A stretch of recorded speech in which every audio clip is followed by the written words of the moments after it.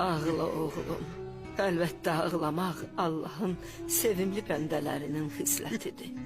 Vəsiyyət eləmək istəyirəm.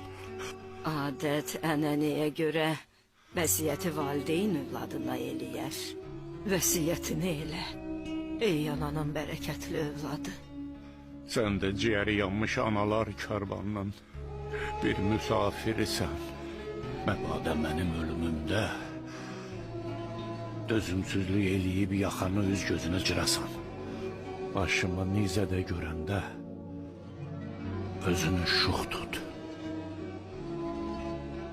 Mərdü mərdanə dayanıb nəğmə oxu. Fatihlərin vəsfində oxunan nəğmələrdən. Sən Fatihsən oğlum.